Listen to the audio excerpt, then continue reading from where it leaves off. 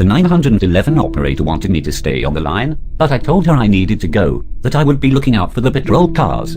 Hanging up my phone, I stuffed it back into my pocket and looked again at my grandfather, who still sat silently staring at me. Okay, this is your last chance.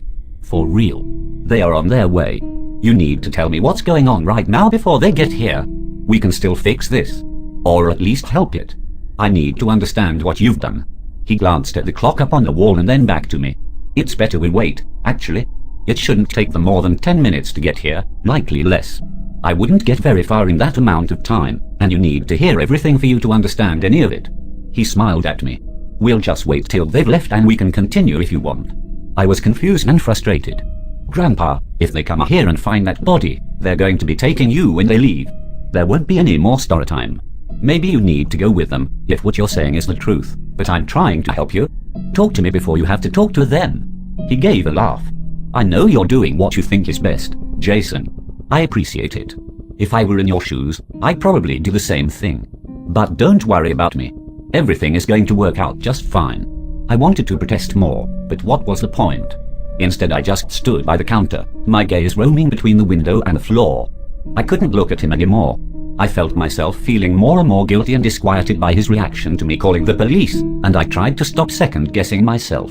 I had done the reasonable thing after listening to hours of his insanity, and I needed to remember that. There they are.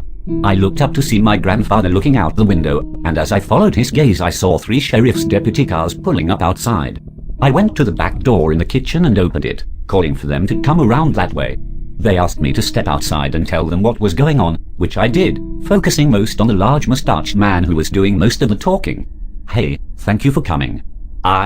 Well, my grandfather, I saw him last night moving a woman's body out of his car and carrying it into the woods. I talked to him about it this morning, and he was telling me all kinds of crazy stuff. And he admitted to killing that woman. I don't know what really happened, but I'm worried he's had some kind of break. He's close to 80, and he's still real sharp, but I broke off as the lead deputy raised his hand. Hold up, son. Is this Dr. Barron we're talking about? He's your grandfather. I nodded. Yeah, he is. He cut me off again. Okay, where is he now? I wasn't sure what to make of his reaction, but I turned and pointed to the house. He's in there. I've got him tied to a chair in the kitchen. When I turned back, the 2 backup deputies had guns drawn on me. Deputy Mustache pointed a finger in my face. You stay here. Anyone else in there with him? I shook my head in stunned silence. Glowering at me, he pulled his own gun and moved towards the door going into the kitchen. The 2 deputies outside guarded me like I was Hannibal Lecter, their eyes flicking nervously to each other as they waited. After several minutes I heard footsteps and turned to see my grandfather coming out of the house in front of the deputy. He was smiling and talking with the other man in low tones. My stomach clinched as I noticed the deputy had put away his gun. What was going on? Mustache gestured to the other 2 deputies. You can stow your guns for now, boys, but keep them ready. We've still got some things to sort out. He turned to me, his expression hard. So your grandfather explained that he gave you a prescription for. He pulled a brown pill bottle out of his pocket to read the label. Clonazepam. Just 10 pills because you were having a lot of stress and trouble sleeping, what with being back at your deceased parents' home and all. Which is understandable. He had handed the bottle to my grandfather and now had his thumbs hooked in his gun belt. What is less understandable is why come you tied him up all morning and are making up these crazy tales. I started to respond but he raised his hand. Hard. The less you say right now, the better. You listen instead. Your grandpa is a good man. A respected doctor. Ever since your parents moved to the area, he's made a point of coming around and helping out this community as he could even though he lives hours away. And that's good for you, he said, pointing his finger at me again, because he's convinced me to not lock you up today if you act right. He tells me that. What was that word? My grandfather smiled. Benzodiazepines, he supplied helpfully. Mustache nodded. Yeah, that it can sometimes cause nightmares or hallucinations. Your grandpa believes you had some dream about him hurting someone that you think is real. He paused, looking hard at me to accentuate his point. So how does that sound to you? Does that sound better than you just went crazy and tied up him up for no reason? I tried to keep myself from yelling. No, that doesn't fucking sound good. I haven't taken any pills. He's lying. Deputy Mustache shook his head. Sport. The problem there is I counted the pills, and 2 are missing just like Dr. Barron said there would be. And this prescription is in your name. So? That doesn't mean I took them, you idiot. I know what I saw. He carried a woman out into the woods. He admitted to me that he killed her. My grandfather stepped forward and headed off the deputy's angry response. Look, it might help him accept that it was just the drug if you go ahead and look in the woods. Show him there's nothing there. I know it's a hassle, but... Mustache was already nodding and smiling at him. No, doctor. It's fine. You feel up to coming with us? Sure thing. Jason, you want to lead the way? My grandfather grinned and tipped me a wink. I led the deputies in the direction he had carried the woman, walking as far from my grandfather as I could.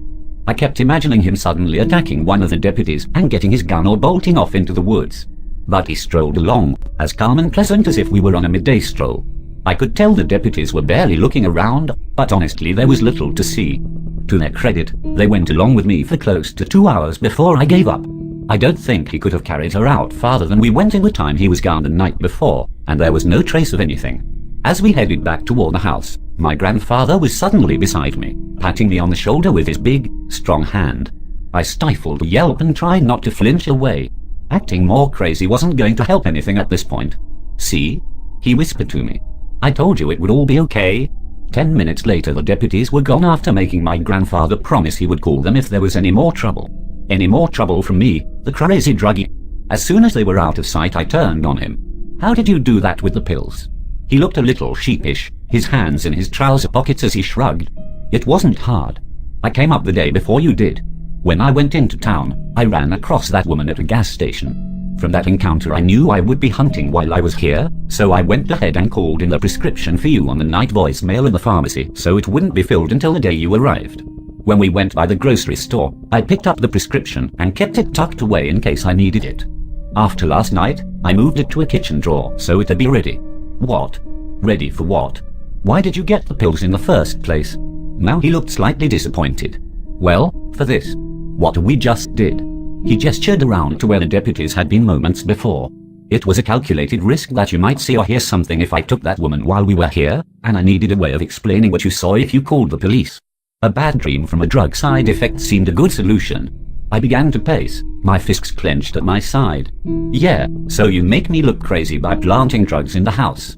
Not crazy, just stressed and taking a legally prescribed medication that didn't sit well with you. Better than them thinking I'm some kind of serial killer. I stopped, turning to scream at him. But you are. You are a fucking serial killer. 87 people. What do you think you are? He shook his head. I don't think it needs a name really. I look at it like hunting, and the people I hunt hardly deserve to be counted as human. When I kill them, they're not even entirely human biologically, and they are certainly far removed from any moral or spiritual definition of the word. But serial killer? No, the term carries way too much baggage, and while technically correct in some ways, I think looking at me as a hunter is far more apt. I started to respond, but he continued. Look at it this way. In some parts of the world, sometimes you have a lion or bear go bad. They get a taste for people and they become a threat. He chuckled. Well, a bigger threat than a normal lion or bear. So the local people have to get together and hunt the bad animal down. Because that animal is an anomaly. It's not natural. And by killing it, the people aren't just saving themselves, they're restoring balance. He gestured towards the woods where he had carried the woman. These people I kill. They aren't really people anymore.